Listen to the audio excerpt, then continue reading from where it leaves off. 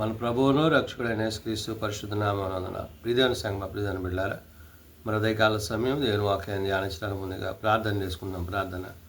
కృపగల తండ్రి, దయగల నీ బంగారు పదాలకు లెక్కలేని వందనాలు, స్తుతులు, స్తోత్రములు.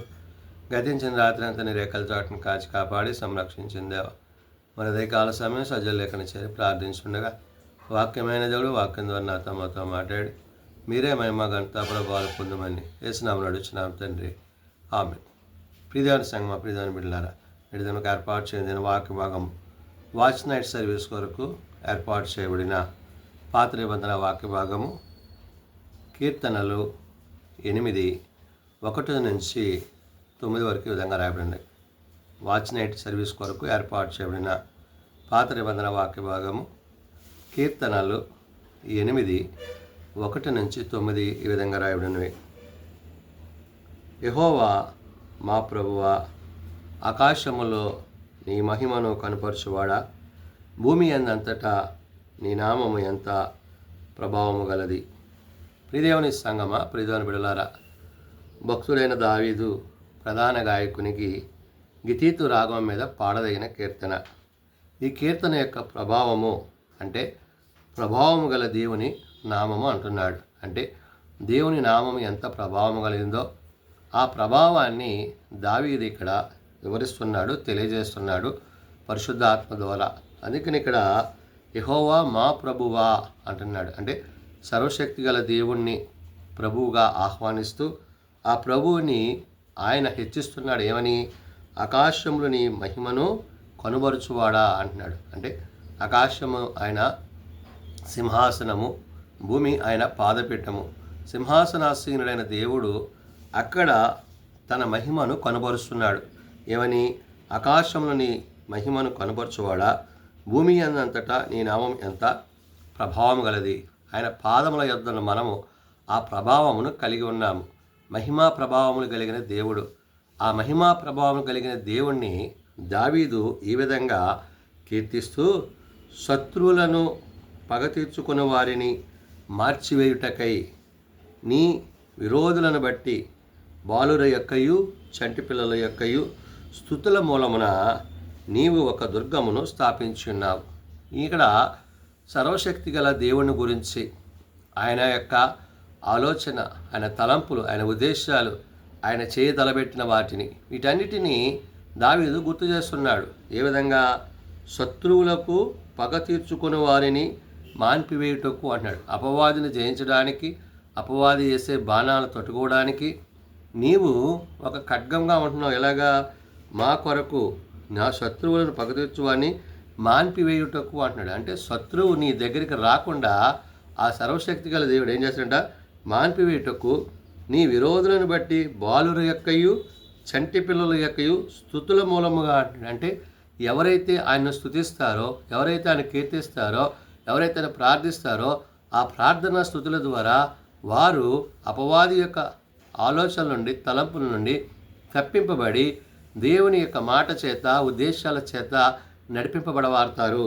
కాబట్టి నీవు ఒక దుర్గమును స్థాపించి ఉన్నావు అంటున్నాడు. అంటే ఆయన తన ప్రజలను వారి పాపం నుండి రక్షించడానికి ఎలాగైతే తన కుమారుడి లోకానికి పంపించారో ఆ విధంగా తండ్రి అయిన దేవుడు పరము నుండి భూమి మీద ఉన్న మానవులైన మనలను కాపాడుతూ సంరక్షిస్తున్నారు. అందుకే అంటున్నాడు, నీ చేతి పని అయిన నీ ఆకాశములను, నీవు కలుగు చేసిన చంద్ర నక్షత్రములను నేను చూడగా, నీవు మనుషులను జ్ఞాపకం చేసుకుంటకు వాడేపాటివాడు, నీవు నరపుత్రుని దర్శించుటకు వాడేపాటివాడు. ఆయన దర్శిస్తున్నాడు, దీవిస్తున్నాడు. తన స్వారూప్యంలో తన పోలిక చొప్పున నరులను చేయదమని దేవుడు తలంచి మనల్ని చేసి ఈ దినాన దావీదు అంటున్న మాట, నీ చేతి పని అయిన నీ ఆకాశములను అంటాడు.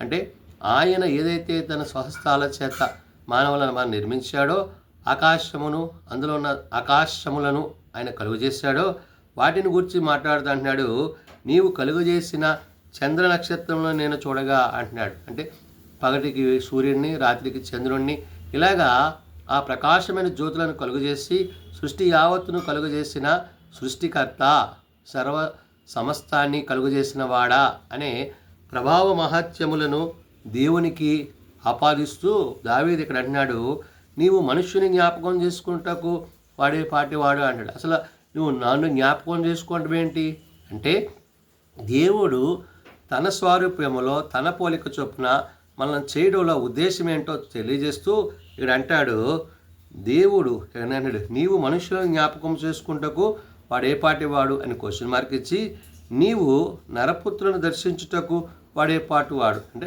నరులైన మమ్మలను నువ్వు దర్శించడానికి అంటే ఏంటి, నీ ఉన్నతమైన ప్రేమను, నీ ఉన్నతమైన అపారమైన జాలి, దయ ఇవన్నీ కూడా కనుపరుస్తూ నీ స్వారూప్యంలో మమ్మల్ని కాపాడుతున్నావు.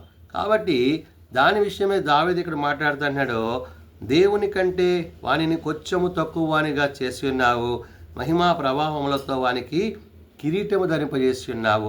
ఇప్పుడు సర్వశక్తి గల దేవుడు తన యొద్ద మనల్ని నివసించడం కొరకు ఆయన పిలుస్తున్నాడు. అంటే మనము ఇహము నుండి పరమునకు, ప్రభు యొద్దకు, తండ్రి యొద్దకు చేర్చబడాలంటే పరిశుద్ధాత్మ యొక్క సహాయం చేత, ఆ పరిశుద్ధాత్మ యొక్క నడిపింపును బట్టి మనము సర్వశక్తి గల దేవుని యొద్దకు మనం చేరాలి. కాబట్టి అందుకే ఇక్కడ భక్తుడైన కీర్తనాకారుడు దావీదు అంటున్నాడు, మనుష్యులను గురించి మాట్లాడుతున్నావు ఏమని, మహిమా ప్రభావములు వారికి అంటే దేవుని యొక్క మహిమను అంటే ఎలాగా, దేవుని కంటే వానిని కొంచెము తక్కువ వానిగా చేసి ఉన్నావు అంటే నీలా మమ్మల్ని కాకపోయినా నీ వల్లే మమ్మల్ని చేసావు అంటున్నాడు. అంటే ఏంటి, తన స్వారూప్యంలో తన పోలికలో దేవుడు మనల్ని చేసి మనకి ఈ యొక్క శరీరమును, ఈ యొక్క సమస్తమైన వాటిని కలుగజేసిన దేవుణ్ణి బట్టి తిరిగి మనము ఈ శరీరమును విడిచి ఆత్మ యొద్దకు తిరిగి వెళ్తాము. అంటే ఆత్మ అయిన దేవుని గురించి ఇక్కడ భక్తుడు దావీదు అంటున్నాడు, మహిమా ప్రభావములతో వారికి కిరీటము ధరింపజేస్తామన్నాడు. మహిమా ప్రభావములు, తండ్రి యొక్క మహిమను, ఆయన ప్రభావమును ఎవరైతే ఆయన యందు విశ్వాసం ఉంచి, నిరీక్షణ ఉంచి ఆయన కొరకు కనిపెడుతున్నారో, ఎదురు చూస్తున్నారో వారికి ఆ యొక్క పరలోకమందు చేరే ఆ యొక్క బహుమానము ఏదైతే ఆయన అనుగ్రహించి ఆ యొక్క కిరీటం ఉందో ఆ కిరీటాన్ని మనకి ఆయన ధరింపజేయుచున్నాడనే విషయాన్ని భక్తుడైన దావీదు గుర్తు చేస్తూ, నీ చేతి పనుల మీదను వానికి అధికారం ఇచ్చున్నావు అంటున్నాడు. అంటే ఆయన చేతి పనులు దేవుడు ఏదైతే కలుగు చేశాడో దాని మీద ఆయన అధికారం ఇచ్చాడు. కాబట్టి ఆయన అధికారము కింద, ఆయన కలుగు చేసిన వాటి కింద మానవులమైన మనము, నరులైన మనము ఆయన యందు నివసిస్తూ ఆయనతో పాటు జీవిస్తూ తిరిగి ఆయన యొద్దకు ప్రవేశం కలిగిన వారమై ఉన్నామనే విషయాన్ని చెప్తున్నాడు. ఎందుకంటాడు, గొర్రెలన్నీయు, ఎడ్లన్నీయు, అడవి మృగములన్నీయు, ఆకాశ పక్షములు, సముద్ర మత్స్యములను, సముద్ర మార్గములు సంచరించు వాటన్నిటినీ వాని పాదముల కింద నీవు ఉంచి ఉన్నావు అన్నాడు. ఎవరి పాదాల కింద? నరుల పాదాలు అంటే మన పాదాల కింద. ఎందుకని? వాటి మీద అధికారాన్ని ఇచ్చి, ఆధిపత్యాన్ని ఇచ్చి వాటన్నిటిని ఏలటానికి దేవుడు మనకి సహాయం చేశాడు. కాబట్టి మనకిచ్చిన అధికారాన్ని మనం సద్వినియోగం చేసుకుంటూ, దేవుని చిత్తాన్ని జరిగిస్తూ, దేవుని ఉద్దేశాలను నెరవేరుస్తూ, ఆయన ప్రభావ మహత్యములు కలిగిన వారముగా ఆత్మతో సత్యముతో ఆయన ఆరాధిస్తూ, ఏది మేలైనదో, ఏది సత్యమైనదో, ఏది నీతితో కూడినదో, ఏది న్యాయమైనదో దాన్ని జరిగించాలి. అందుకనే ఈ యొక్క వాచ్ నైట్ సర్వీస్ యొక్క ఉద్దేశం ఏంటంటే, సంవత్సరాంతపు చివరి దినాల్లో ఉన్న మనకి దేవుడు తన యొక్క ఉన్నతమైన ప్రేమను మరలా కనుపరుస్తూ, మీరు తిరిగి నూతన సంవత్సరములో పాపమునకు, లోకమునకు, లోక సంబంధమైన వాటికి దాసోహము కాక ఆత్మ సంబంధమైన పరమందున్న దేవుని యందు, పరలోకమందున్న దేవుని యందు నివసించుటకు ఆయన మీకు అనుగ్రహింపజేయబోయే ఆ యొక్క మహిమ గల కిరీటాన్ని పొందడానికి కావలసిన సిద్ధపాటు మీరు కలిగి ఉండండి అనే విషయాన్ని దావీదు ద్వారా చెప్తున్నాడు.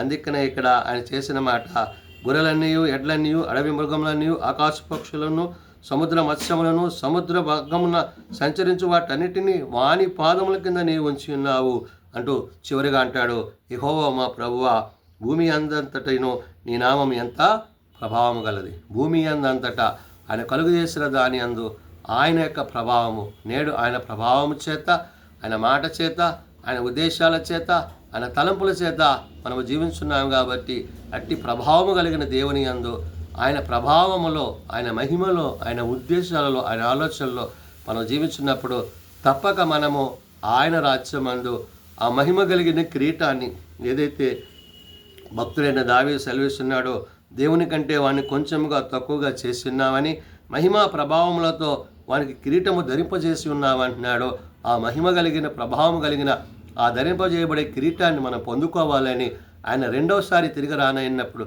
ఆయన మొదటిసారి మరి ఆయన బాలుడిగా వచ్చినాడు, రెండోసారి ఆయన తీర్పరిగా రాబోతున్నాడు కాబట్టి ప్రభు వచ్చినప్పుడు ఆయన ధవసింహాసనం ఎదుట మరి దోషము లేని వారిగా, నిర్దోషులుగా, వాక్యము చేత, విశ్వాసము చేత, ఆత్మ చేత, ఆత్మ పలికిన వాక్యముల చేత స్థిరపరచబడి బలపరచబడి ఆయన కృపయందు కనిపెడుతూ ఆయనతో పాటు జీవించి ఆ మహిమలో ప్రవేశించే ధన్యత మనమందరం కలిగి ఉండాలని ఈ ఉదయకాల సమయమున భక్తులైన దావీదు ద్వారా తెలియబడుచున్న ఆత్మీయ సత్యాలు ప్రార్థన చేసుకుందాం. ప్రేమ నమ్మకం కలిగిన మా తండ్రి, కృప కలిగిన దేవ, నిజమైన ఆయన నీ ప్రభావం మాకు ధరింపజేసి అయ్యా నీకంటే కొంచెం తక్కువగా మమ్మల్ని చేసి ఉన్నావు. అయితే మమ్మల్ని విడిచిపెట్టక మమ్మల్ని ప్రేమించి నీ మహిమ కలిగిన ప్రదేశంలో మేము నివసించినట్లు మాకు కిరీటమును ధరింప చేయుటకు ఇష్టపడుతున్నావు. కాబట్టి నాయన నిన్ను గణపరచువారిగా, నిన్ను స్తుతించువారిగా, నీ నామ ప్రభావమును కలిగిన వారముగా ఇహమందు మేము జీవించుటకు నీ సహాయం దయచేయండి. మాకున్న బలహీనతల నుంచి, రోగాల నుండి, వ్యాధి బాధ కష్టాల నుంచి మమ్మల్ని విడిపించి తప్పించి లోకం వైపు, పాపం వైపు పోక ఆత్మతో సత్యముతో నిన్ను ఆరాధించి సేవించి నీ రాజ్యం కొరకు, నీ రాకడ కొరకు కనిపెట్టి నీతో జీవించే ధన్యత ఈ 2025 చివరి దినాల్లో ఉన్న మాకు నీ సన్నిధి మాపై ఉంచమని, నీవు త్వరలో రానయ్యున్నావు. నీవు వచ్చినప్పుడు నిన్ను ఎదుర్కోగలిగి నీ మహిమ కలిగిన మేఘం మీదకి రాగలిగే కృప మందరికీ దయచేయమని ప్రార్థన చేస్తున్నాం. చిన్న బిడ్డలు, యవనులు, పెద్దలు, వృద్ధులు ప్రతి వారిని వాని తరగతుల చొప్పున ఆశీర్వదించి దీవించండి. జన్మదినాలు, వివాహ దినాలు, కొడుకుల కుటుంబాలు ప్రత్యేకపరచండి. ఏ ఒక్కరు నశించక అంతటా అందరూ మారు మనసు కలిగి పాపక్షమాపణ కలిగి నీ నిత్యరాజ్యమందు నీతో జీవించగల కృప ప్రతి వారికి దయచేయమని, దిన దీవెనలతో నింపమని యేసునామమున ప్రార్థించి వేడుకొనుచున్నాం తండ్రి. ఆమేన్. పరలోకమందున మా తండ్రి, నీ నామం పరిశుద్ధపరచబడుగాక, నీ రాజ్యం వచ్చుగాక, నీ చిత్తం పరలోకమందు నెరవేర్చినట్లు భూమి మీద నెరవేరుగాక. మా అనుదిన ఆహారం మాకు దయచేయము. మెడల అపరాధం చేసిన వారిని మేము క్షమించి ఉన్న ప్రకారం మా అపరాధములను క్షమించుము. శోధనలతో ఏకాదశులను తప్పించుము. రాజ్యము, శక్తి, మహిమ నిరంతరం నీవే ఉన్నావు తండ్రి. ఆమెన్.